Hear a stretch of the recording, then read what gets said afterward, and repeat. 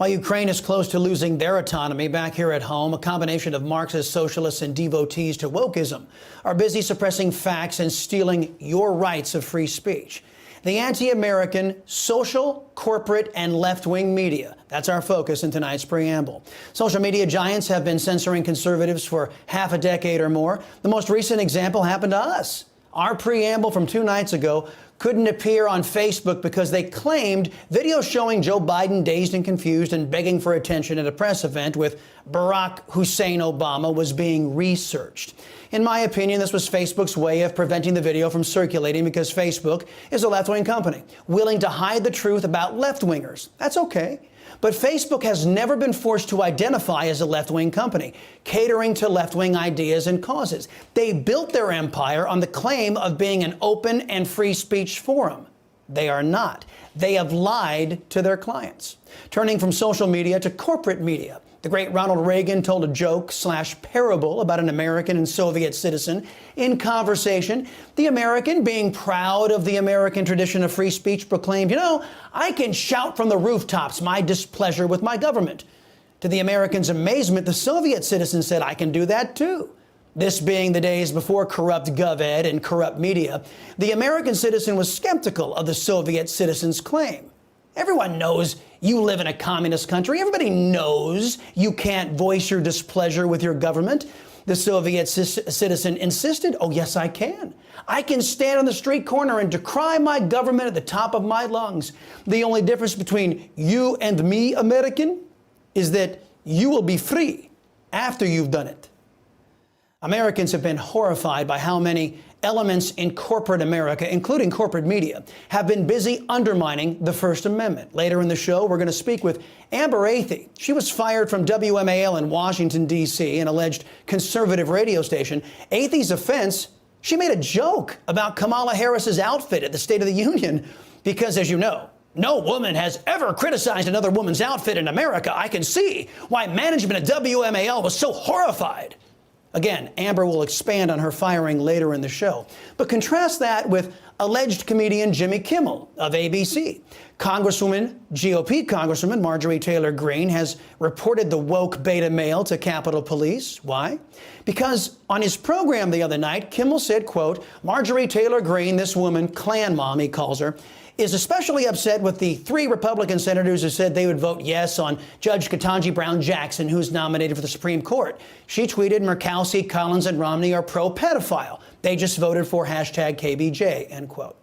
Now, Kimmel then added this, quote, wow, where is Will Smith when you really need him, end quote.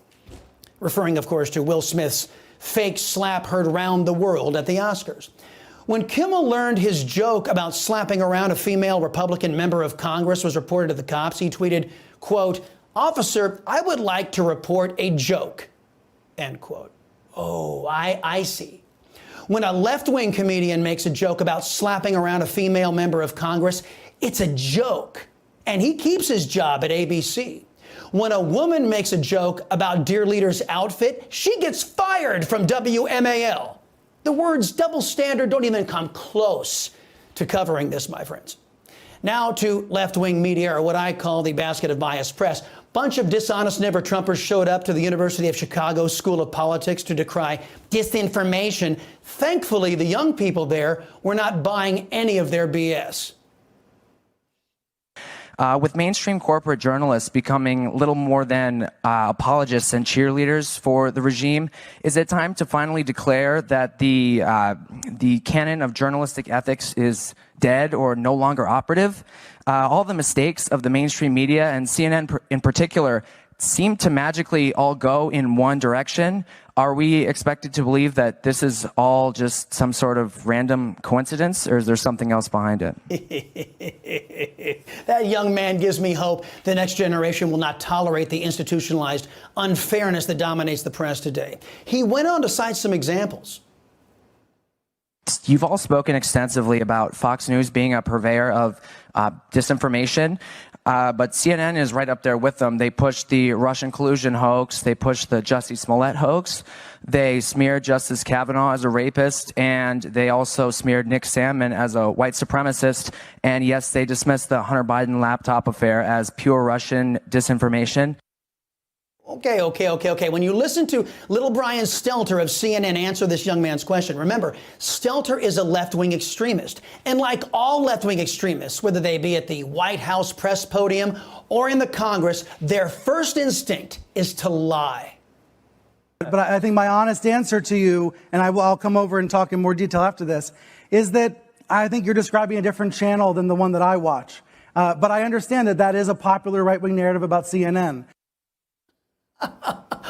It's just a right-wing narrative. Stelter, CNN, and the rest of the biased press, they never called the Hunter Biden laptop Russian disinformation.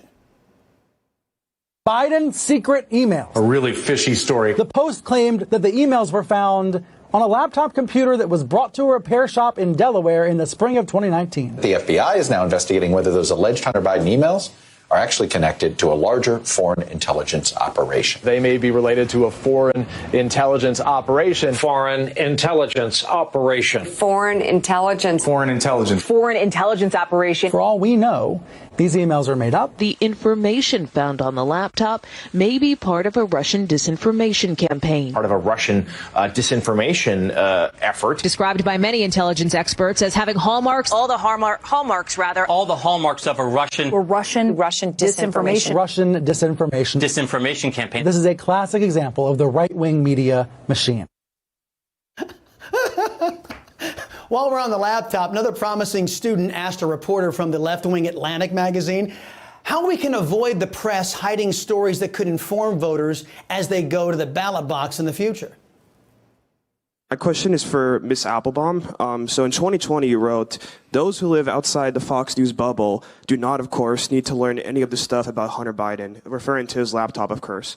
A poll later after that found that if voters knew about the content of the laptop, 16% of Joe Biden voters would have acted differently.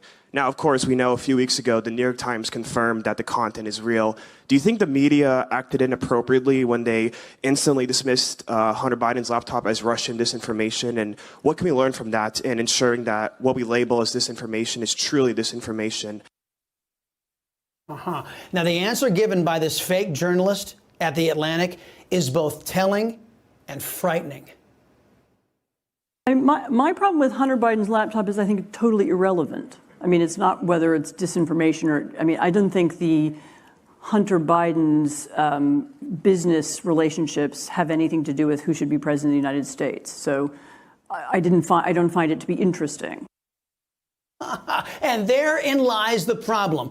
Left-wingers are truly not the sharpest tools in the shed. That fake journalist can't see how revelations that Hunter Biden's laptop, which reveals overseas business dealings between Hunter Biden's corrupt countries and Hunter Biden's dealings with America's enemies, could be of any concern. A fake reporter for The Atlantic can't understand how emails cutting in Joe Biden for kickbacks while he was vice president, a clear influence peddling operation, would be of any interest to voters in deciding the next president.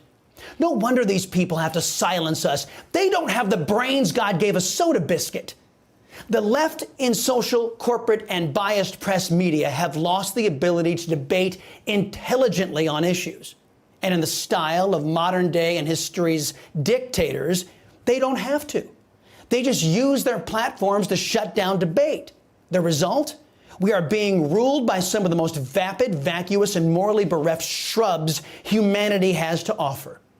Unlike leftists in government who use the awesome power of the modern state to steal your rights, you have a choice with these platforms. If left-wing social, corporate, and press outlets are going to suppress free speech and debate, don't patronize them. Use your freedoms while you still have them.